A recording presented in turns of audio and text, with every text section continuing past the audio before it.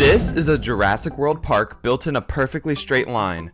Many times parks can become messy, which makes them inefficient, unprofitable, or downright unplayable. To solve this problem, I tried stuffing everything for our 5-star park into a narrow line to answer the question, is it possible to build a 5-star park in Jurassic World inside a perfectly straight line?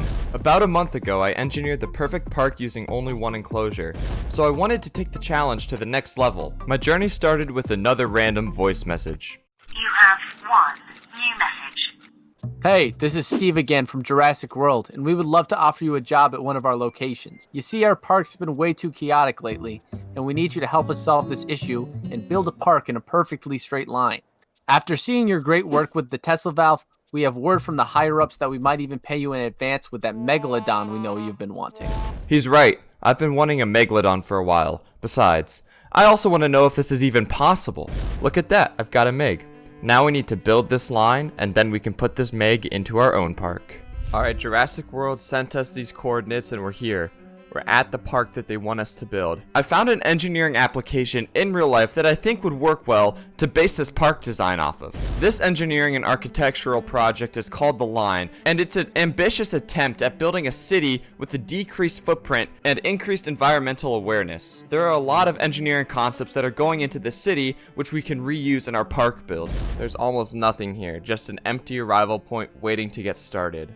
Since we only have a limited amount of cash, I think what we're going to do is split this park into segments. We're going to work on one segment of the park, and then if it works, we're just going to repeat it over and over and over again for this whole entire area. This concept of repeatability is actually used in engineering quite a bit. If you can take a large project and break it down into a lot of small segments, and then repeat those segments over and over again, you only have to engineer a small portion and repeat it, rather than having to go through a new design phase for each part of the project. Alright, first things first, we need the basic operations.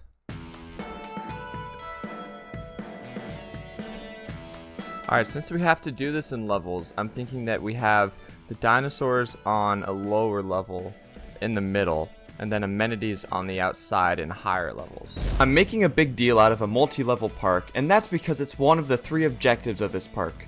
Our ultimate goal is to create a 5-star park using 3 main engineering concepts from the real-life line.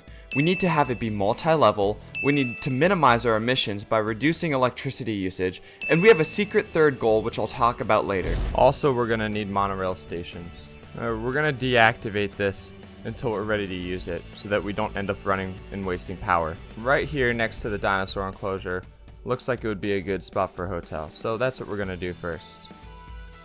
And then the guests are going to want restrooms and shelters, so let's put in one of each. Alright, now we can get to work on our first enclosure. And remember, we need to use as little power as possible in order to work on keeping this low emissions and being environmentally friendly. Oh, I failed to remember about the ranger station that we're going to need. I think we should put it on the other side though, because I think we're going to just try to have 1 or 2 ranger stations for this entire line. Alright, and now it's time to choose which dinosaur we want to put in here. We want to start with an herbivore. Alright, and I think we're going to go with this guy, the Euplocephalus. I don't know if I'm saying that correctly. We're going to put a large amenity on the side right over here. They're going to need some water, some open space, some ground leaf, and some ground fruit. So we can work on making this a habitat right now.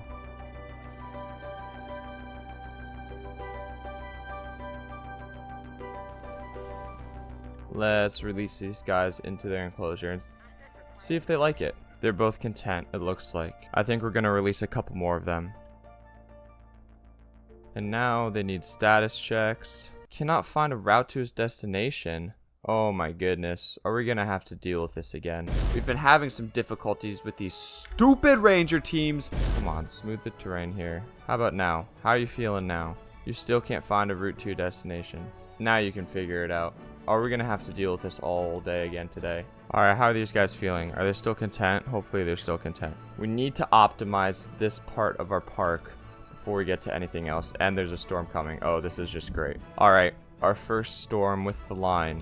There's a power outage. That is not great. We're going to open our shelter. Alright guys, please don't break out. He is a little bit sick. Oh man, this is such a brutal sandstorm. Definitely less than ideal right now. If it doesn't let up soon, we could get some injuries and breakouts. Oh, and as I say that, it lets up. Let's look at our guest stuff so that we can see how it's looking. 100% ratings for transport, restroom, shelter, and accommodation, but our amenities, we need shopping. The medium amenities use way less power than the large amenities. We're at 93% amenity coverage. I think this is good enough. So I think we replace both of our larges with mediums. This is a doable, this is a repeatable. The first issue we're going to run into is creating one of these sections with 3 levels, because right now we only have 2 and we need 3. Obstacle 1 is to create a section of the park with 3 levels. Now this is difficult because of how narrow the park is. It's only able to be 200 meters wide because that's how long the line is in real life. And if we look at the fence lengths in Jurassic World Evolution 2, we'll see that this is about 4 fence lengths. So that's what we're doing.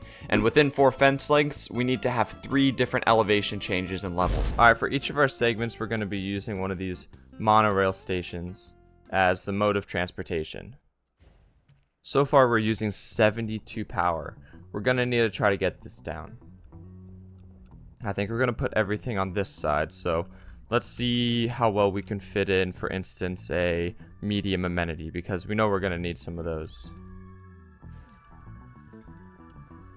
Alright, so what I'm picturing here is we have the habitat in the lowest, we have some viewing platforms on the middle, and then we have all of the drinks, amenities, restrooms, bathrooms, and hotels up top. A viewing platform uses 2, doesn't really make sense to build. These zip lines use 5, doesn't make sense to build those. Interesting, it doesn't look like they use any power. But for starts, let's see how close we can shove a viewing gallery over. We can build out the enclosure from here.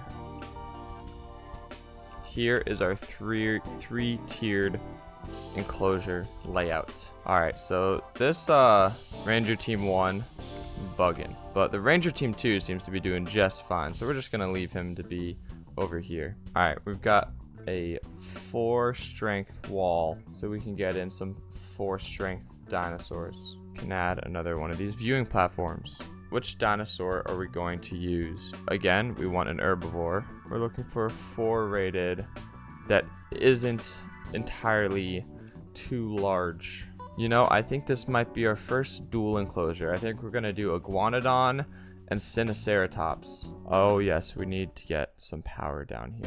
Now, the line in real life is advertising 0 emissions and pollutants by having 0 cars and roads. However, cars aren't the only source of pollutants, so I have to assume that they're planning to use solar panels or other form of energy procurement instead of power plants. Solar panels work because little cells capture energy from sunlight using something called the photovoltaic effect and produce tiny amounts of electricity. Solar panels have thousands of these cells on them and have different efficiencies and power outputs depending on how the panel is manufactured. We don't have solar panels in Jurassic World, but we don't have cars either, so we're just going to minimize the amount of electricity in our park. I think that the majority of our power is going to end up being used on these fences. Oh, which I might have an easy solution for. I'm fairly certain that these heavy fences don't use any power. It doesn't use any power. So, in order to save the earth, we need to replace all of our fences with heavy fences. And I want to do it over here as well, but we'll need to tranquilize the dinosaurs to do that. We have a little gap in the fence here, but other than that, our enclosure is looking pretty good. Our 3-layered. It is time to tranquilize these dinosaurs though. Just a single with each of them is enough.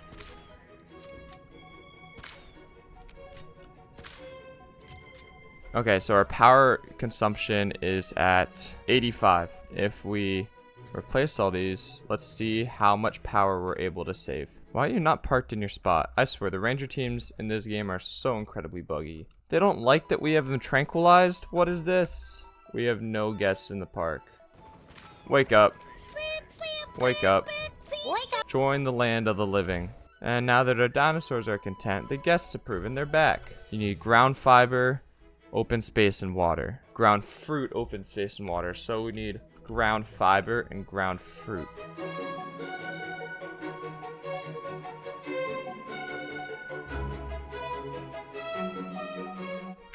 Lack of space? Where are you complaining about lack of space? To this monorail? You want some more path to the monorail? have more path to the monorail. I don't know why you're using the monorail. Are you going to get sushi? Oh, here comes our first iguanodon. Look at this boy. What a handsome boy. What a handsome fella. Should get some more coming in. Oh yeah, there's number 2. We're gonna need some things. We're gonna need probably restrooms. We'll need restrooms.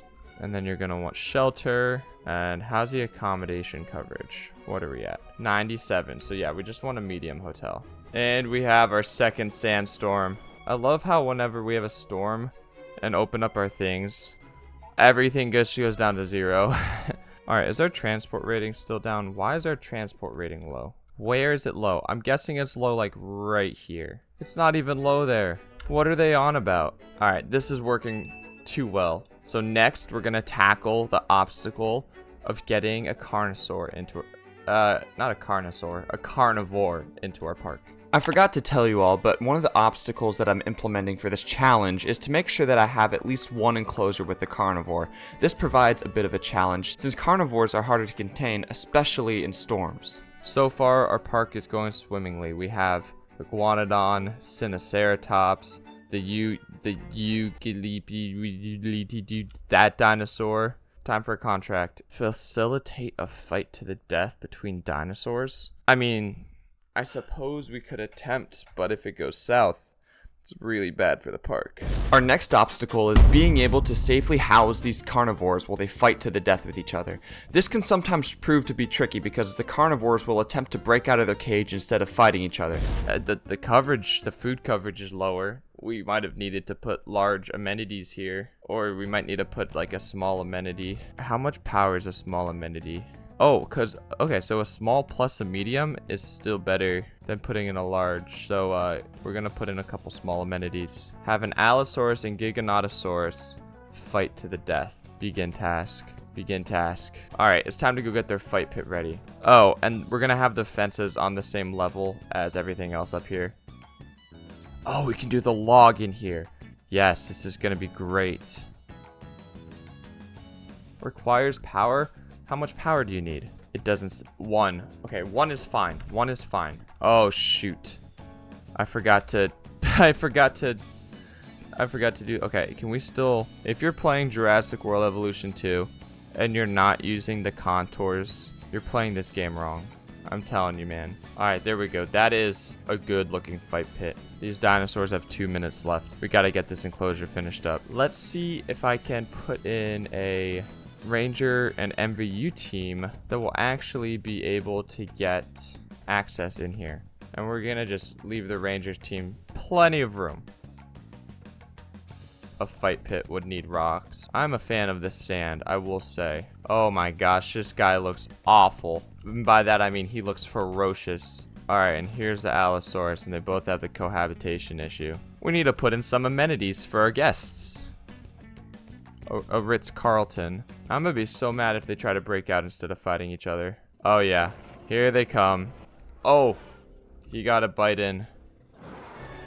Oh, the Allosaurus gets one back. Oh, and he goes for the neck.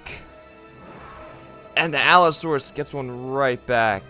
If you start attacking that fence, don't you do it. Oh my god. If you break this fence, I'm actually gonna be so mad. Yeah, injured with the sprain, no wonder. Yeah, go repair that fence over there. I found a few options. Echo, shut up. Fence repair, 69.7 miles away. Bro, this Allosaur. You're about to get tranquilized, dude. Alright, Giganotosaurus is waking up. He just ate the Allosaurus. That's actually hilarious. We need another Allosaurus. Begin task.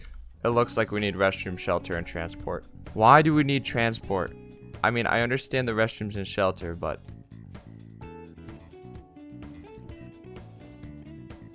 That brings us to the next segment of our park. Our sauropod heaven. I know it might seem ambitious, and honestly, it probably is. But I really want some of these giants. Why is this gate open? I don't understand.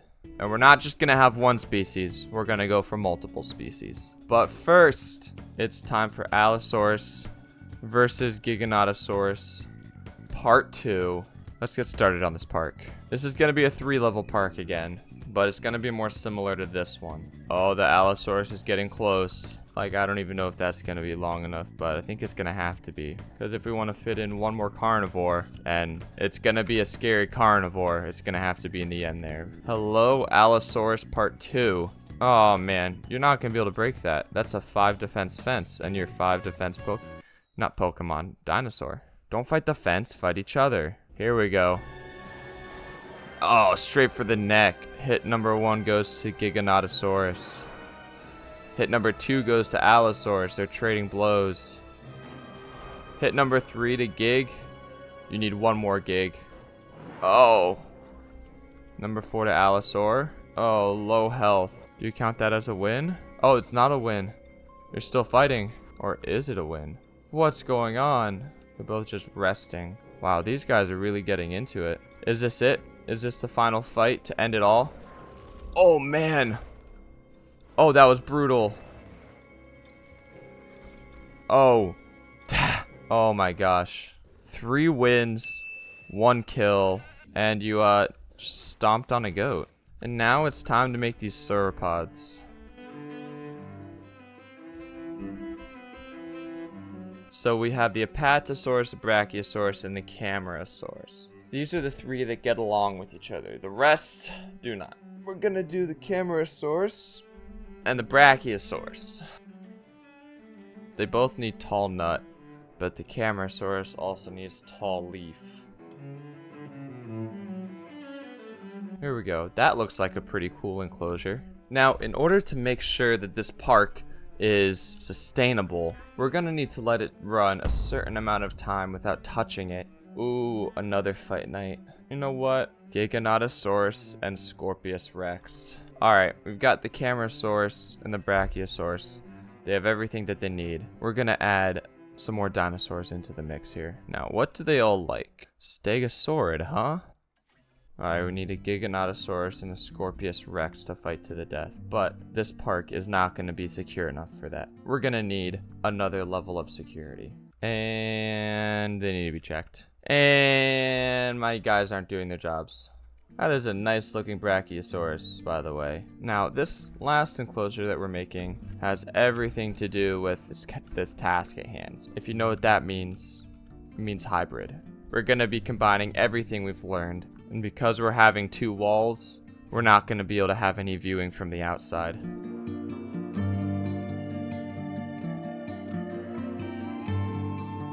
Alright, we cannot afford the Scorpius Rex or the Giganotosaurus to escape, but mostly the Scorpius Rex. So we've built this high security enclosure to ensure that that does not happen.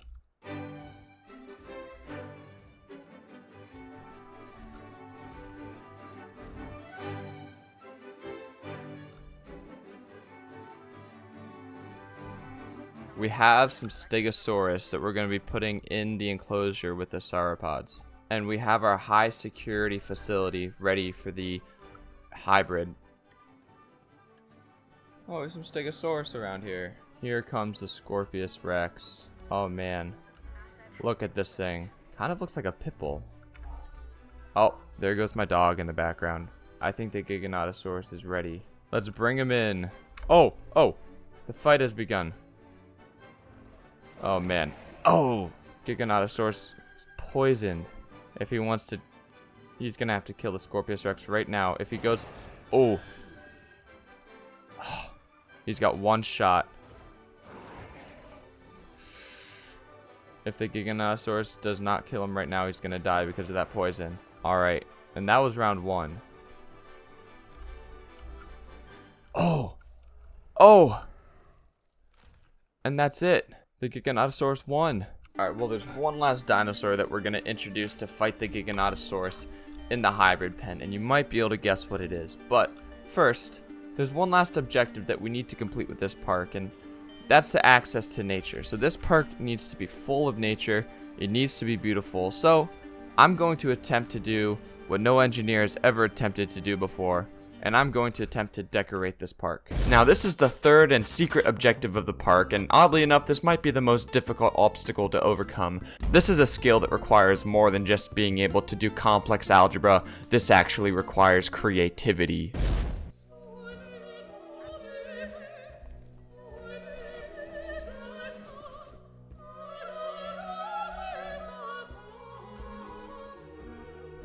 Alright, we just finished decorating the park and adding some nature. And, you know, I dare say it looks pretty okay. This is probably, you know, this is not a greatly decorated park, but it's still probably the best that I've ever done. So it's time to see who the winner of the Indominus versus a Giganotosaurus will be. And then if our park can survive on its own, well, we walk away. And here we go. The battle is already underway. Giganotosaurus versus Indominus Rex. Who's gonna win? Oh, man. That's 1-0 for the Indominus. Oh, they both went. They both went again. And they're taking a break. Dominus is at 70 health. Giganotosaurus is at 48 health. Here they are for round 2. Oh, man. Indy just went straight for the kill. And Indy has won. And it's time to let our park run for 10 minutes. You can see we have a timer in the lower left-hand corner. We're going to let the park run for 10 minutes. The only thing we're going to do is open and close the shelters. 3, 2, 1, go.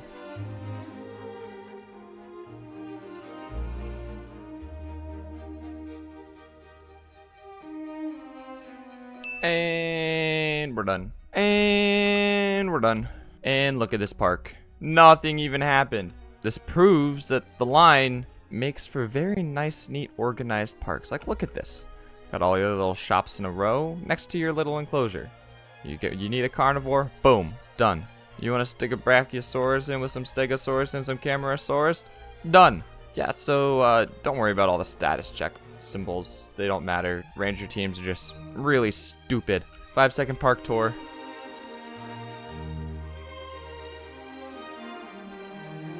And that was a job well done. Now it's time to go put the Megalodon into my park. Oh, now I'm finally satisfied. What is this? I must have the Quetzalcoatlus. Funny take, put it in a bloopers at the end of the video. Yo, this is Steve, your boy Steve.